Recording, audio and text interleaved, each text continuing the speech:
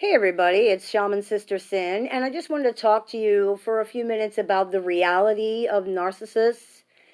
Trying to get along with narcissists on a basic day-to-day basis requires making a ridiculous, almost superhuman effort, and even on top of that, it still doesn't work.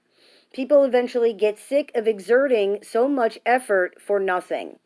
It's frustrating, it's exhausting, it's crazy making, and perhaps most importantly, it's pointless. It doesn't work. You cannot reason with the unreasonable. So you have to stop trying. You will never make them understand the point, no matter what you do. They don't want to understand, and many of them are not capable of understanding anyway. They don't think the same way that you do, and you cannot make them. The only thing you can do is decide if you want somebody who behaves this way in your life or not. Because the reality is, this is a person who has a legitimate problem. Personality is the expression of identity. The false self or selves that you see in pathologically narcissistic people are the expression of an unstable or even non-existent identity through the framework of a fractured, compartmentalized, and non-collaborative personality structure. It means the parts of their personality don't work together. They're not cohesive as a whole. The false self is a primitive, immature survival mechanism created as a result of not having a cohesive identity through which to form a stable personality. Without that, and due to lack of development that may or may not be the result of that, many fundamental functions and tasks either cannot be performed or can't be performed the way that people without these difficulties perform them. Parallel abilities must be created in order to do that, in order to survive. Examples of that would be using mimicry instead of empathy and enmeshment instead of actual bonding. Securing narcissistic supply is a requirement for the regulation of this personality because due to their dysfunction, they're unable to regulate themselves through any other means. It's necessary for survival. Being unable to regulate the self is not an option for any human being, and it leads to collapse. Presenting false selves to the world is a way to achieve that. It's also a way to combat the shame that they feel all the time, this omnipresent toxic shame. The qualities and the characteristics expressed through this false self or false selves may in fact be genuine qualities and characteristics held by this person, or they could be a complete fabrication designed to extract narcissistic supply from the environment. It can depend on how far down the narcissistic spectrum they are and a couple other things. But either way, the function of the false self and the utilization, the using of people around the narcissist remains the same no matter what, doesn't matter.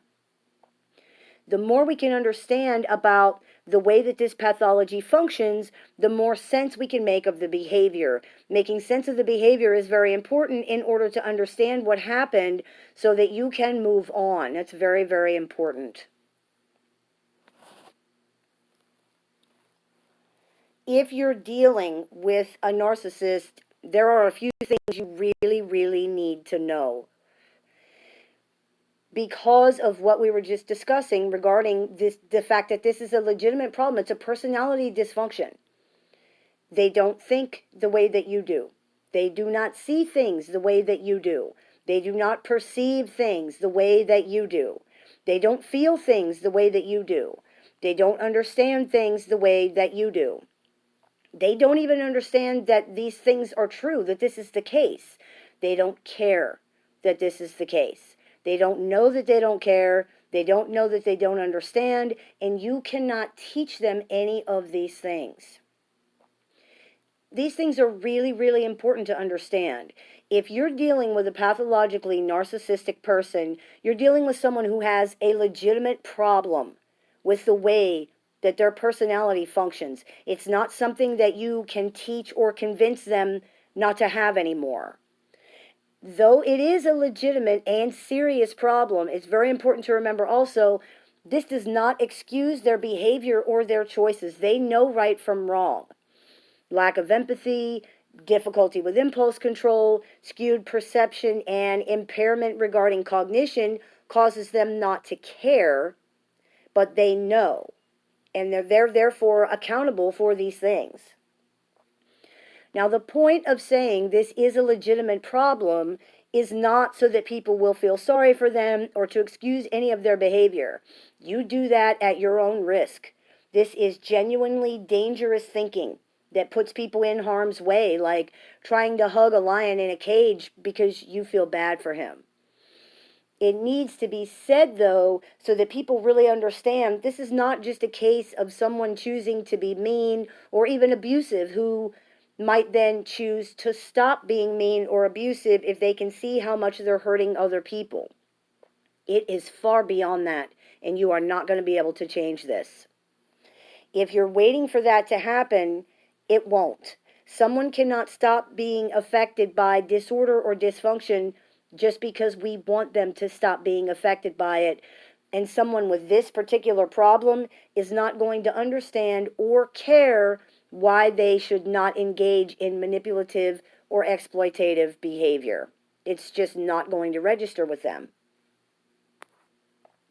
You cannot love the pathology out of someone, and they cannot love you enough to somehow attain non-pathological functioning. Sometimes we hear from narcissists, from anybody. It happens all the time. People say, if you really loved me, you wouldn't act that way, or you would act this way. While this can be true in a factual sense, because certainly someone who loves you does not intentionally mistreat you, framing someone's behavior this way can be dangerous and unfair. Other people's behavior is not about or caused by us, and framing it in this way implies that it is. This can create the idea that if we're good enough, people give us what we want or what we think we deserve, but if we're not, then they don't. That's not reality. The reality is that right or wrong, fair or unfair, good or bad, people give us what they want to give us and are capable of giving us. It's not even about us or what we deserve or how good we are or our value or anything else. Looking at it this way implies that we're somehow responsible for this person's behavior. That's dangerous thinking, and it's false. It also implies that the only reason for someone's choices or their decisions or their behavior are their feelings for us.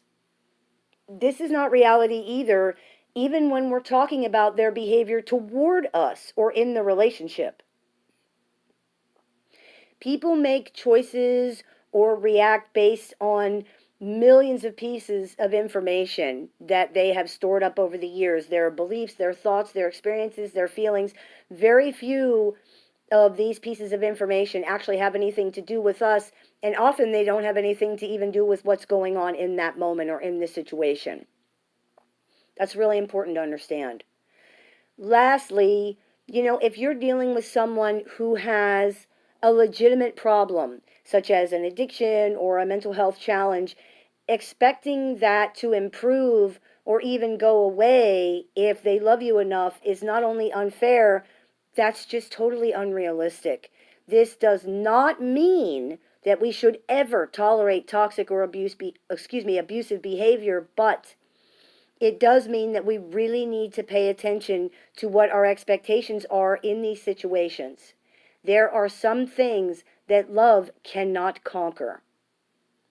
So I hope that clears a few things up for you. May the Great Spirit bless you. Have a beautiful day.